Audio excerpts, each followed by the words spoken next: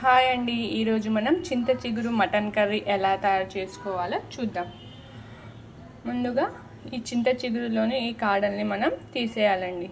ఎందుకంటే ఇది కర్రీలో మధ్యలో వస్తూ ఉంటాయి. ఇలా కాడలన్నీ తీసిన తర్వాత ఈ చింత చిగురుని మనం బాగా వాష్ చేసి పక్కన పెట్టుకుందాం. ఇప్పుడు మనం చింత చిగురు కోసం మటన్ని ప్రిపేర్ చేసుకుందాం. ముందుగా స్టవ్ ఆన్ చేసి కుక్కర్ పెట్టి వేడయ్యాక 3 టేబుల్ స్పూన్స్ ఆయిల్ వేయాలండి. మటన్ కర్రీ కదండి, దీనికి ఆయిల్ ఎక్కువనే పడుతుంది. ఇప్పుడు ఆయిల్ హీట్ అయ్యాక ఒక పెద్ద సైజ్ ఆనియన్, మనం కట్ చేసి పెట్టుకున్న ఆనియన్స్ని దీన్ని యాడ్ చేద్దాం దీంట్లో.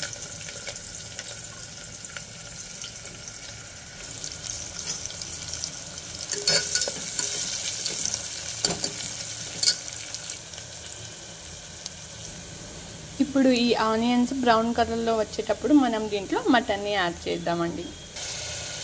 మటన్ని యాడ్ చేసి బాగా కలుపుకోవాలి. ఇప్పుడు ఇందులో 2 స్పూన్స్ అల్లం వెల్లుల్లి పేస్ట్ యాడ్ చేద్దాం.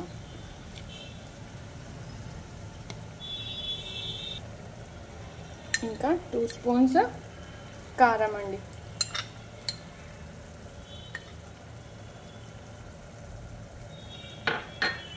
½ స్పూన్ పసుపు,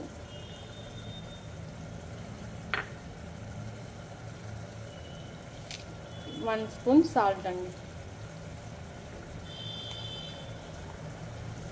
ఇంకా దీంట్లో వెల్లుల్లి రెబ్బల్ని కూడా యాడ్ చేయాలి. ఒక 10 యాడ్ చేస్తే సరిపోతుంది. ఇప్పుడు దీన్ని మొత్తం ఒకసారి కలుపుకోవాలి, బాగా కలుపుకోవాలి.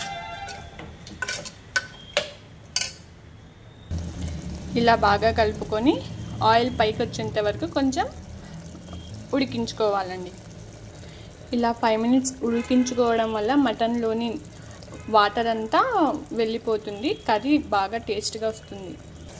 5 మినిట్స్ తర్వాత చూస్తే మీకు కనిపిస్తుందండి, వాటర్ అంతా పోయి ఆయిల్ పైకి వచ్చేసింది చూడండి ఇలా.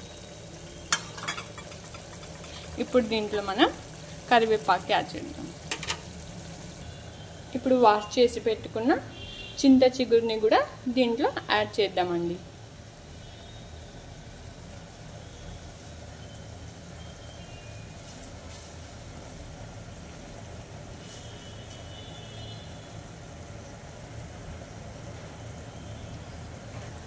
కేవలం సమ్మర్లో మాత్రమే దొరికే ఈ చింత చిగురు మటన్లో సూపర్గా ఉంటుందండి.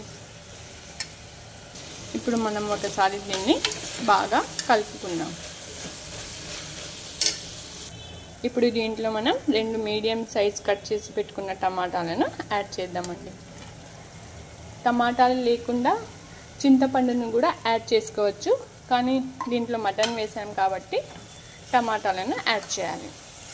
ఇప్పుడు మొత్తాన్ని ఒకసారి బాగా కలుపుకొని కొంచెం వాటర్ని యాడ్ చేసుకోవాలండి. ½ గ్లాస్ వాటర్, ½ గ్లాస్ వాటర్ అండి.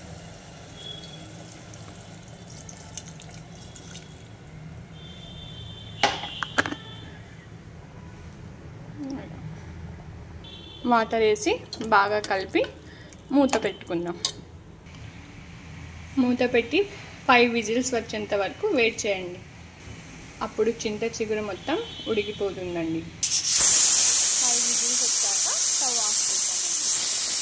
స్టవ్ ఆఫ్ చేసి కుక్కర్ మొత్తం కూల్ డౌన్ అయ్యేంత వరకు వెయిట్ చేయాలి. ఇప్పుడు మనం కుక్కర్ లిడ్ ఓపెన్ చేసి ఒకసారి చెక్ చేసుకుందామండి. చూడండి,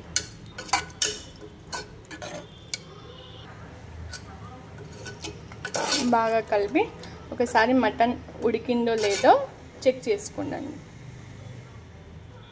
ఇలా మటన్ ఉడకకపోతే మీరు ఇంకా కొంచెం వాటర్ యాడ్ చేసి ఇంకా 2 విజిల్స్ పెట్టుకోండి. ఒకసారి సాల్ట్ టేస్ట్ చేసుకొని బాగా కలుపుకోండి. ఒక 2 మినిట్స్ ఇలా కలపండి. ఎందుకంటే చింత చిగురులో ఉన్న ఆకులు ఉంటాయి కదండి, చిన్న చిన్న కాడలు, ఇలా అవన్నీ దీంట్లో బాగా కలుసుకోవాలి.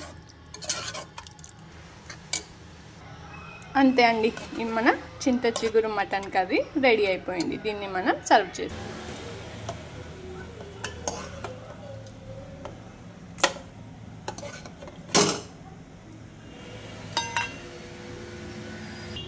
ఇప్పుడు మనం దీంట్లో పైనుంచి కొంచెం కొత్తిమీర యాడ్ చేద్దామండి. అంతే. ఇది వేడి వేడి అన్నంలోకి నెయ్యి వేసుకుని తింటే చాలా సూపర్గా ఉంటుంది. దీంట్లో నెయ్యి వేసుకు